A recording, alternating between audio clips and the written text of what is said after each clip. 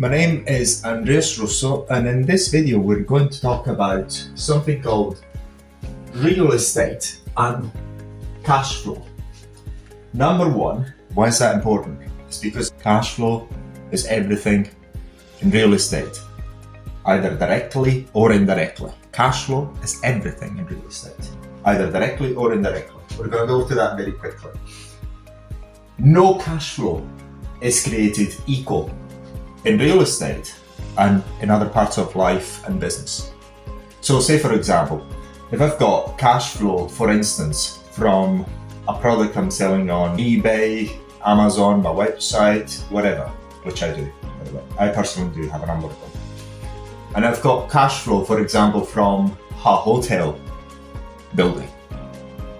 Which one is more valuable? This is my opinion, that the more valuable one is between the two is the one from the hotel. Because the hotel, that is cash flow, that is based on a real asset that is quite difficult to compete with.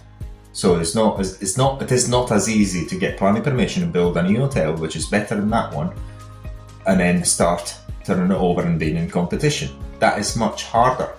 Quite easy to build another product which is slightly better, many times better, and sold it for a lower price. So, in my opinion, as an investment, you're much better off have investment that works from cash flow from real assets than cash flow from trade. And there's not a coincidence that HMRC penalizes cash flow from real estate than cash flow from trading business, especially when there's inheritance tax involved. So inheritance tax, you're very much taxed 40%. Any type of real estate is taxed at 40% inheritance, whereas with limited company, even if it's in limited companies in the UK, you still get charged 40%. There's ways to eliminate that, but we're not talking about that in this particular video. The taxman targeting inheritance tax on real estate because it's the most powerful, it's the one that's very difficult to destruct. It's the one you can grab quite easily if you're a government. Whereas the trading can vaporize very easily. If you put, the trading is very much on the management. You change the management, the trade can collapse quite easily. So the trade is very volatile. Whereas cash flow from real assets, real hard assets, cannot be destroyed that easily. Only the government can take it away from you. No, all cash flow is made equal, and also no, all cash flow from real estate is made equal. It is far more valuable. It is my belief, if you've got £100,000 of positive cash flow coming from rental long-term property through tenancy agreements, AST, the short hold tenancy agreements, that is far more valuable than the same positive cash flow from, say for example, either retail or hotel. In my opinion, this is far more valuable because when it comes to real assets, and we're talking about the rental market of residential, long-term residential with a short hold tenancy agreements in the United Kingdom and something similar in other countries, these are far more valuable because people do need a place to live. Any recession comes, people need to eat, sleep, have a place under their head, a roof over their head, something to eat, sleep, so drink water, they need drink water, they need a hospital if they get sick, these sort of things that are really necessary.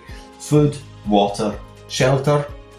You get into the shelter game, it doesn't matter what recession there is going on, what tricks the government is taking, is pulling. Say for example, we had the trick of the COVID thing.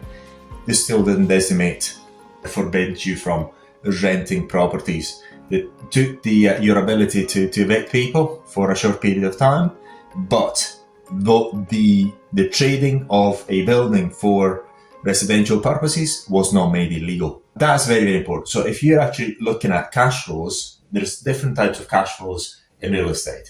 And also it's not coincidence that banks like the residential cash flow much better No real estate is created equal in terms of cash flow. So the different types of cash flows have got different values, and you can reflect it and ask banks which one they like best. If you don't believe me, ask banks which they are to lend you the most at the lowest rates. And it's the same is residential real estate. If a piece of real estate does not have any cash flow, in my opinion, it's either got very little value or zero value in my opinion. But again, all real estate has got some value in the market. Or it's only potential value, which it means that you can develop it and then you're going to have cash flow. So it's either of the two in my opinion. It doesn't have cash flow, I don't look at it unless I've got permitted development rights or I can get planning permission to do something that is going to make it extremely good in terms of cash flow. I always look at cash flow. I don't care how much you're going to sell it for. I care about how much I can actually pull out in terms of monthly positive cash flow from the assets. That's what I'm looking at. Why is that important in my opinion and the bank's opinion? Is because cash flow provides security to you. If you've got residential cash flow, you've got much more stable cash flow than you would have in any employment. And then look at also the banks. Yes, the banks would give you money, lend you money based on your employment, but they're much happier to give you almost any amount of money, lend you almost as much as you want based on how much real estate you've got. So look at banks at what they do. Banks love it because it is extremely effective and stable source of monthly income. Is almost indestructible. Only governments to a certain extent can destroy it. Allows you to borrow as much as you want almost. So if you've got, say for example, £1,000 positive cash flow from a real estate, residential real estate, I wouldn't have any problem about getting a loan, either unsecured loan or through a credit card, to borrow up to a monthly minimum payment of £500, £600. I would not have any hesitation if I needed the money to borrow money quickly. So I would not use any cash reserves. Then, if you remember, somebody said cash is king. If you've got this sort of assets that cash flow you positively in terms of residential real estate, cash is becoming trash. You don't want to keep any cash. At the moment I'm sitting in cash. I don't like it. It really makes me uncomfortable. I don't like that.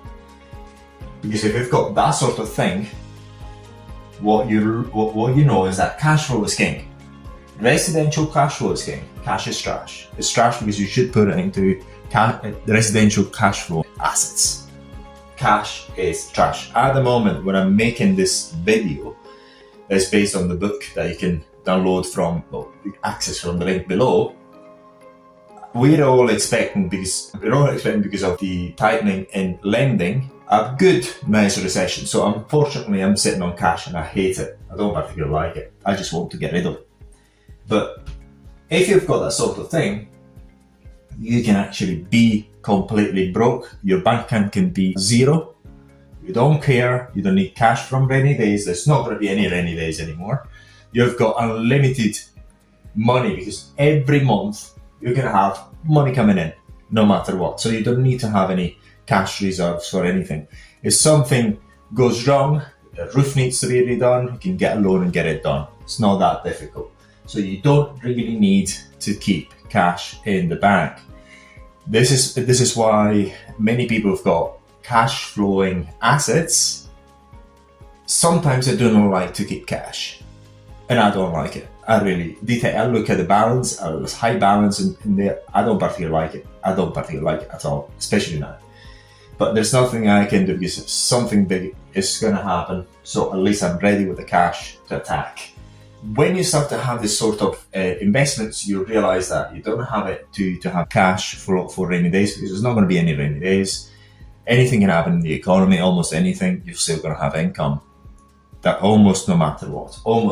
There is no certain in life, but almost no matter what. It's one of the most certain things that you can have, residential positive cash flow. What I do, personally, I invest in residential cash flow.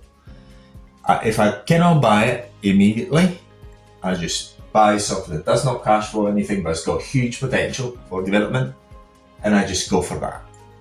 so that I can pour money in it, my time, attention, skills into that, just going to be translating a stupid positive cash flow at the end of the project. That's what. So hopefully this has been useful to you. I absolutely love cash flow from residential real estate. I've got cash flow from other sources.